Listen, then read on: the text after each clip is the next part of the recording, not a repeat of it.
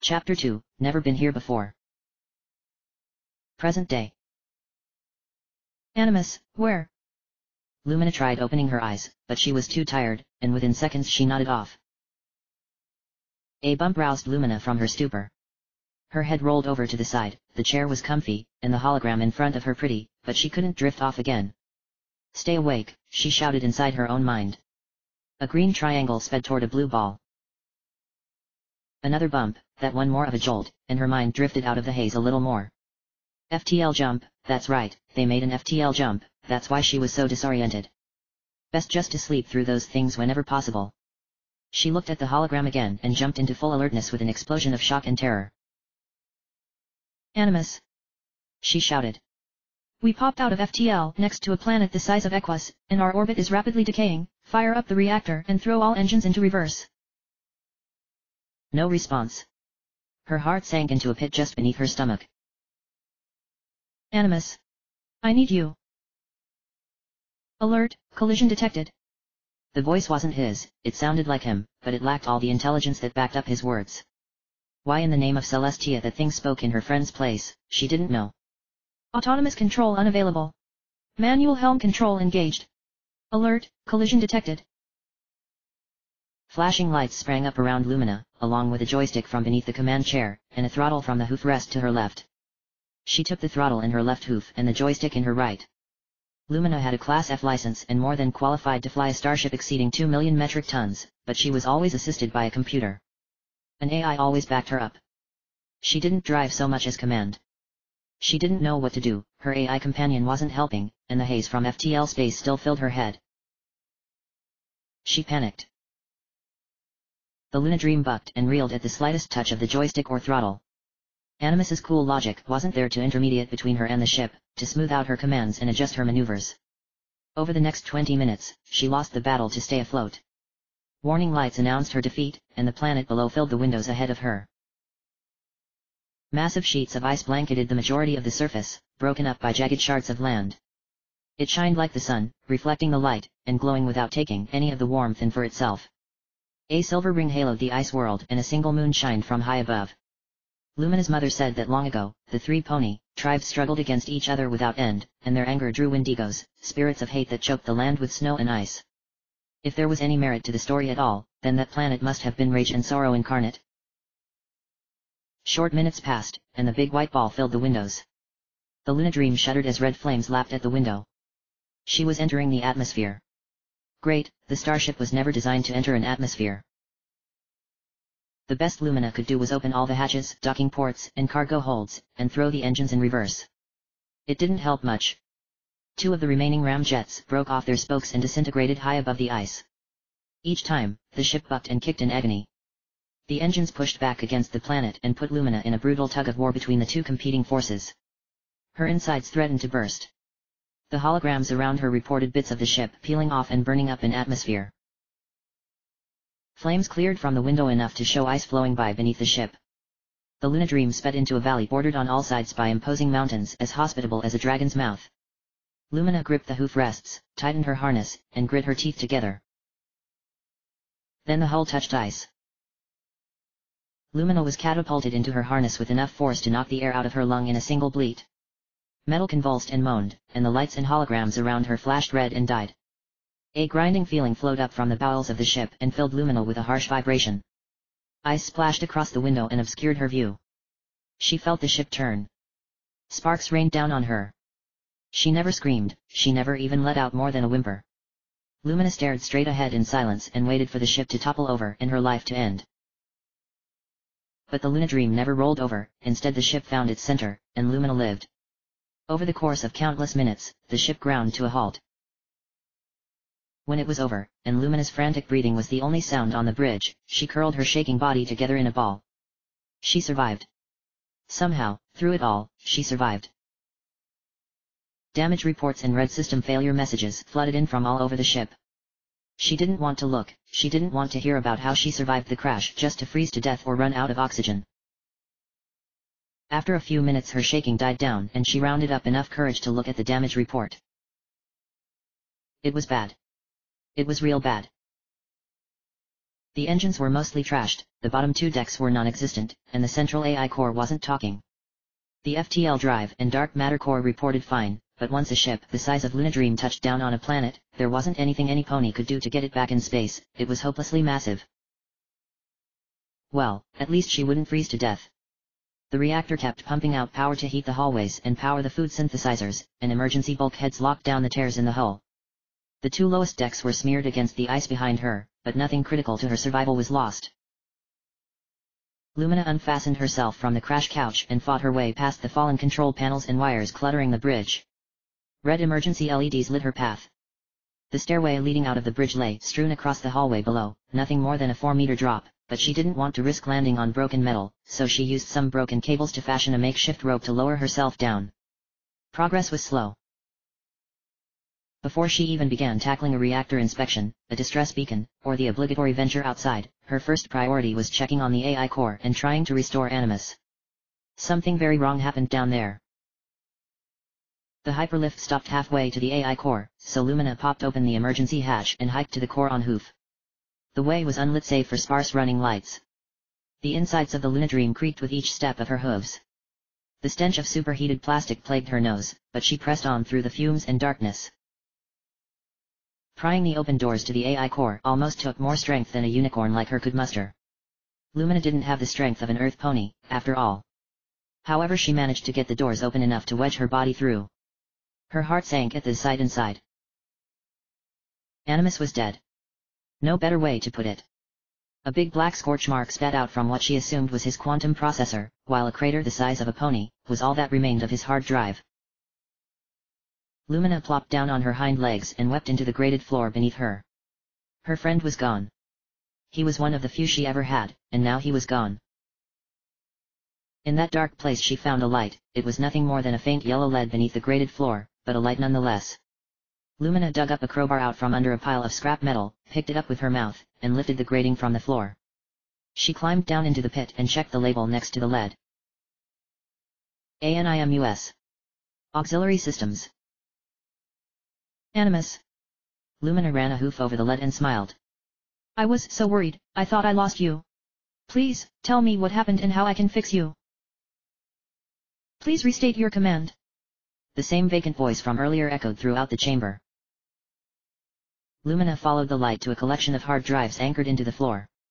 The computer wasn't connected to a quantum processor, and the hard drives themselves only stored about half as much memory as he needed to run properly. The only explanation she thought of was that Animus transferred himself into another system, and was trying to run himself without the proper hardware.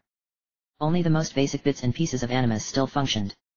Maybe if she had spent her life studying computer engineering, then she might know a way to fix him, but she didn't. I'm so sorry. Lumina put her head against the computer, and tears rolled down side of her cheek. I don't know what to do. At least, maybe, some part of her friend was still alive. That was enough. Lumina brushed the tears from her eyes and bottled up her feelings beneath her heart. She still had work to do. Animus, is that you I'm talking to right now? She crawled out of the hole and slid the floor grate back into place. Please restate your command. I'm going to have to be real specific with you, aren't I? Please restate your command. That wasn't it. What is the status of the Animus intelligence? Please restate your command. Lumina covered her face with her hoof, sighed, then trotted over to the burnt-out quantum processor. Run diagnosis on the, Lumina read the label on the processor before continuing, Autonomous Networked Intelligence Master Unit System. Alert. Total system failure following non-standard FTL jump. All memory files and applications compressed and downloaded to auxiliary systems. Any way to fix you? Lumina asked. Please restate your command. You're not going to be much help, are you? Affirmative. Lumina sighed, again, then forced her way into the hyperlift tube and started her hike back to whatever was left of her room. She needed a good night's sleep. The rest she'd deal with tomorrow. Asterisk. Sleep didn't come to her easily that night, and neither did it last when she reached it. Nightmares of falling, monsters in the sky, and sightless horrors barraged her. She woke from her dreams covered in cold sweat and with a racing heart. Lumina was desperate for some rest. She knew about a tranquilizer in sickbay that would knock her out, but she didn't know if it would provide any reprieve from the nightmares. Lumina threw herself out of bed and kicked the wall with her hind legs. The anger in her subsided into sorrow, and she collapsed on the floor crying in the moonlight. I'm never going home. Lumina wiped her running nose with her hoof and rolled over on her back. What's the point if I get up at all tomorrow? No pony is ever going to find me. Rolling over onto her stomach to hide her face, she caught sight of her book sprawled open and out of its box. It slid under her bed during the crash, and its faded cover now bore dozens of nicks and scars, but it was otherwise intact. She pulled it close to her and curled her body around it. What would a brave pony, like Applejack, do? She whispered to the night. From some deep place in her mind, an answer whispered back. She wouldn't let this get the best of her, and neither should you. No matter how bad things get, you have the strength to pull through. Lumina sniffled and picked herself up. Most of the furniture in her room slid to the far wall during the crash. Since she wasn't going to get much sleep anyway, she set to work picking everything up and pushing them back into place. When she was very little, and very scared, Lumina's mother taught her a little trick for finding a peaceful place away from her fears. She sat in the middle of the room on her hind quarters and with her back legs crossed together. She pushed her tail off to one side and rested her front hooves on her hind legs. There was a name for this position, but she didn't remember. After a moment she closed her eyes and imagined light. In her mind's eye, a single beam of light shot down from way above her and hit her horn. From there it expanded, and poured down her spine into every place in her body. She imagined it warm and clean. She held the image for a while, and pulled the light outward through the entire room. Lumina opened her eyes. A slight pressure on her horn broke her concentration. She didn't know where that sensation came from. Oh, no, could she have broken something in the crash? She tapped it with her hoof but didn't feel any sharp pains or loose parts. Something to deal with in the morning. Lumina was tired now, and decided to try sleeping again. She yawned and wormed her way under the covers of her bed. There she was met with dreams of Twilight Sparkle and her 5 friends. They were trying to tell her something, but she couldn't hear them over the noise of her own dreams. 47th of planting season, 10,044 AC. But I don't want you to go. Little Lumina stomped her hoof on the floor and shouted at her mother, It's not fair. Lumina's mother set her bags down next to the door. She turned to her daughter and sat down next to her. I know it isn't fair, but I don't have much choice. She put her hooves around her daughter and pulled her in for a hug. Listen, I know this is hard, but this is the way it has to be. And I'll see you twice a month. I'm not leaving you, remember that. I'm not going to disappear on you. We're going to see each other soon. No, don't go. Lumina sobbed into her mother's mane. It's not fair. Hey, listen closely, I've got something to show you. Lumina's mother rearranged herself in an awkward position on the floor. This is something you can do whenever you're feeling upset. The way I'm sitting now is called the lily lotus position, and sitting this way is the first step in clearing your head.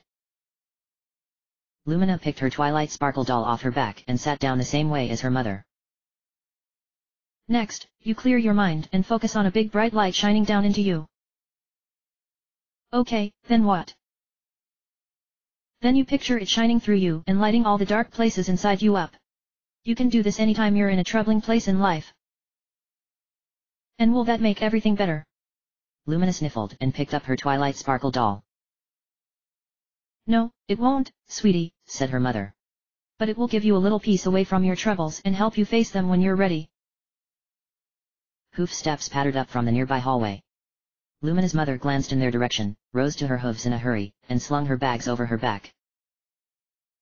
I have to go now, but I'll see you again on Saturday. Lumina's mother leaned in and gave her one last kiss. I love you very much, sweetie. I love you too, Mommy. And with that she was out the door. Her father stepped into the entranceway and stared at the door. Lumina held her doll close, and didn't cry. She kept the emotions in and bottled them up next to her heart. Come, Lumina, there is a lot we need to talk about. Lumina's father trotted off towards his office and the little filly followed. The desk in her father's office was ginormous, and adorned with model FTL fairies she was not allowed under any circumstance to touch. Her father lowered himself onto his big chair and propped his hooves up in an arch. With a flick of his horn, he motioned for his daughter to take the seat on the opposite side of his work desk. The sharp edges of the desk, the odor of laser-scribed documents, and the ticking of the clock in the back provided her nothing but unease, so Lumina turned to her Twilight Sparkle for comfort and squeezed it tight. I know how difficult this is for you. Lumina's father spoke after a long time. My parents, your grandmother and grandfather, separated when I was very young, right about your age, in fact. It was hard, yes, but I like to think I'm stronger from having gone through it. Your mother and I, we had our differences and we simply couldn't remain together. I'll tell you more about that when you're older. The important thing is that we can get through this together, as a family. And Mommy? Lumina asked. Her father sighed and shook his head. Lumina couldn't help it, she broke down and cried and cried and cried. Oh sweetie. Her father trotted over to her and held her close. There, it's all going to be all right. No it's not. She pushed him away and bolted from her chair. You're a liar. And I hate you. Lumina galloped out of her father's office and up to her room and slammed the door shut. With a scream, Lumina cast the Twilight Sparkle doll off her back. She kicked and she stomped and she yelled until the stuffing was as lumpy as her father's icky mashed potatoes. I trusted you. Lumina wiped her eyes dry. She gave the doll one last kick, just for good measure. After a few minutes of staring into her floor, she got out her storybook, and with the help of her reading learner, she started reading at the beginning of the first story, and she didn't stop reading until she turned the last page. A vivid image of Twilight Sparkle and the elements of harmony stretched out over the fancy end page. They stood in a line, shoulder to shoulder, with Princess Luna and Princess Celestia rounding out the middle ground. The background itself was an illustration of a library with massive stained windows running across the walls. It looked like someplace in Canterlot Palace, but Lumina had studied every image in the book, and found nothing that quite matched it. At some point, Lumina fell asleep, with her book open to the image of the library. Asterisk. Asterisk. Lumina, wake up, the voice of a mare called to her. It's not time for you to sleep. Though her words never rose above a gently whisper, the raw authority behind the voice snapped Lumina awake in a heartbeat. She pulled her head out from between the pages in her book, and glanced around for the source. Twilight Sparkle, is that you? She asked. No, I'm not Twilight Sparkle. The voice chuckled ever so slightly. But she's over here, if you would like to see her.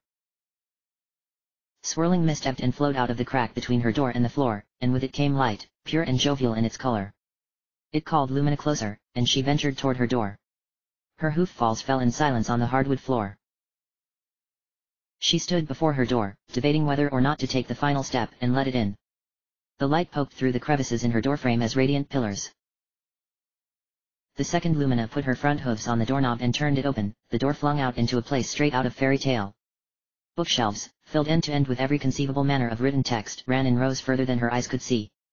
Walls reached up into blue sky before fading away entirely.